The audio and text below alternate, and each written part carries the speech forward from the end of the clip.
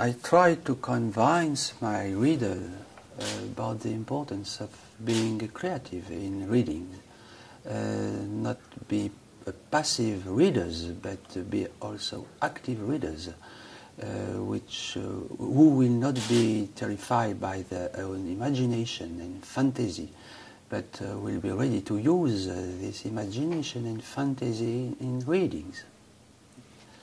And so I try to write books which are in the same time fiction books and theoretic books. Generally you have two kinds of books. You have books which are classified as literary books, such as novels, and you have books which belong to theory and human science.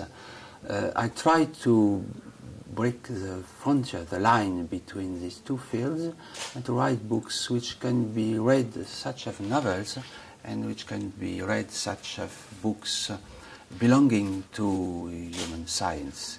It's quite important for me to invent this kind of books because I think there are very few writers to succeed in breaking this frontier between the two fields.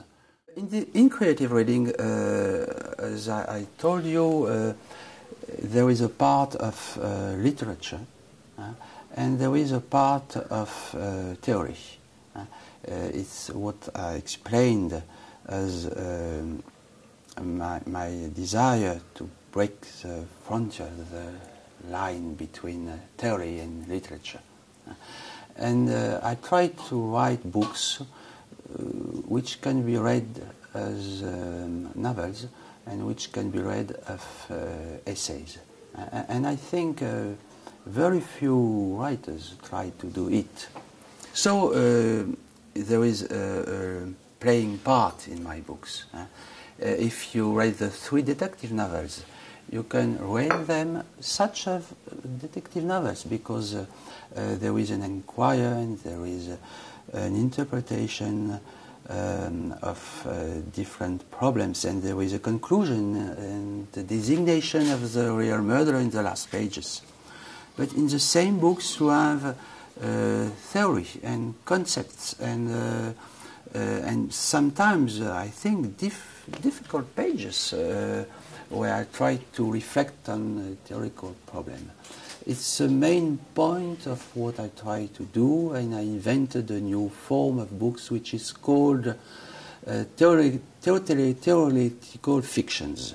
In an ideal situation, love for books comes from yourself. But you're right with this question, because the main problem for us today is that disparition of texts and books, and I think it's a common aim in your culture, in our culture, to help texts to survive. I think we have to show that there is a complexity in texts you don't find in the new civilization of image.